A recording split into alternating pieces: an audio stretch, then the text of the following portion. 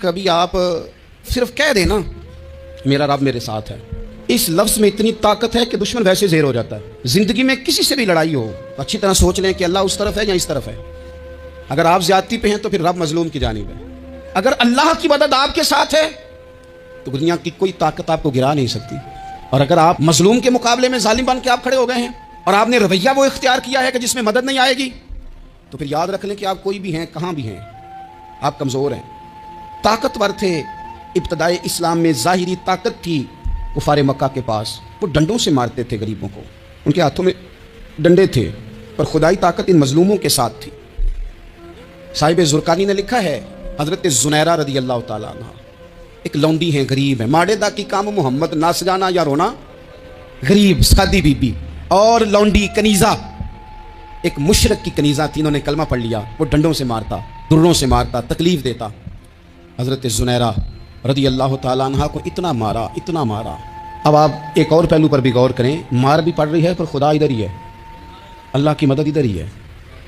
رب کہتا ہے کہ پہلے تو صبر کرنا، ان اللہ مع الصابرین، تو صبر کرے گا تو پھر رب کی معیت ملے گی، ذرا ٹھہرنا، تو تھوڑا ڈٹنا۔ ان الذین قالوا ربنا اللہ ثم استقاموا تتنزل علیہم الملائکہ، تو کہے اللہ میرا رب ہے، پھر تو پہلے ڈٹ، پہلے تو نے ڈٹنا ہے۔ ثم استقاموا، جو ڈٹ گیا، تتنزل علیہم الملائکہ، ڈٹنے والے کے لیے مدد آتی، پہلے تھوڑا ٹھہرنا پڑتا ہے، پہلے تھوڑا صبر کرنا پڑتا ہے، حوصلہ کرنا پڑتا ہے، اس کے بعد مدد آتی۔ مار پڑ رہی ہے، مارا جا رہا ہے حضرت زنیرہ کو، ان کا مالک جو ہے ظاہری آقا وہ مار رہا ہے، یہ کنیزہ ہے، اتنا مارا، اتنا مارا، ان کی بینائی چلی گئی، نظر آنا بند ہو گیا۔ ابو جہل آیا اور کہنے لگا زنیرہ دیکھا نا ہمارے بت تیری آنکھیں لے گئے، معاذ اللہ، لات و منات ہمارے بتوں نے تجھے اندھا کر دیا۔ اب ایسا نہیں ہے کہ بی بی روتی جا رہی ہے، روتی جا رہی ہے، مایوسی مایوسی، معاذ اللہ، پریشانی، غریبی بڑی ہے، پوچھنے والا کوئی نہیں، یہ باتیں نہیں۔ کیا جملے ہیں خاتون کے، کیا لفظ ہیں۔ ابو جہل نے تنزیہ کہا، معاذ اللہ، کہنے لگا دیکھا نا ہمارے بتوں نے تجھے اندھا کر دیا۔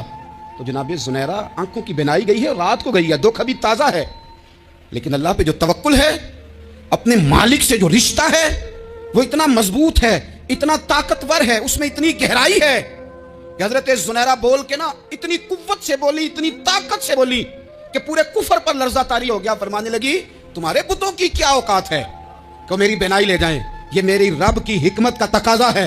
جب تک اس نے چاہا زنیرہ دیکھتی رہی، اور جب اس نے چاہا زنیرہ کی آنکھوں کی بینائی چلی گئی، اور اگر وہ چاہے گا نا تو بینائی واپس بھی کر دے گا۔ اگر ہو ذوق یقین پیدا تو کٹ جاتی ہیں زنجیریں، اگر وہ چاہے گا تو بینائی آ بھی جائے گی۔ حضرت زنیرہ نے رات کو یہ لفظ کہے، ابو جہل اور سارے کفار ڈر کے سن کے چلے گئے، آپ اطمینان سے آ کے بستر پہ سوئی۔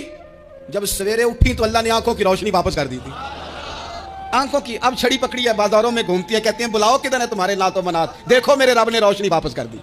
آ کر میرے ساتھ ادھر آ، ستمگر ہنر آزمائے، تو تیر آزما ہم جگر آزمائے۔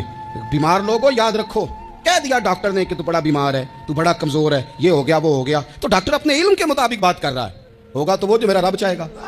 کمزور ہو جانا، پریشان ہو جانا، تکلیف میں آ جانا، پتہ نہیں بات ہو گئی ہے تو جانے کیا ہو جائے گا۔ اپنی زندگی کے اندر اپنے رب سے رشتہ مضبوط کریں، رسول کائنات سے رشتہ مضبوط کریں، اللہ والوں سے رشتہ مضبوط کریں۔ حضرت زنیرہ نے پیغام دیا کہ زندگی میں جو جینا چاہتے ہیں تو وہ رب کا نام لے کے جی سکتے ہیں، جو اپنی زندگی میں خوشیاں دیکھنا چاہتے ہیں تو رسول اللہ کے نام پر خوشیاں دیکھی جا سکتی ہیں۔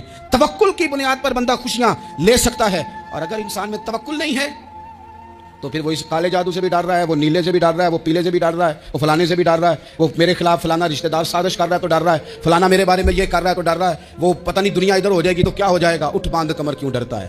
پھر دیکھ خدا کیا کرتا ہے۔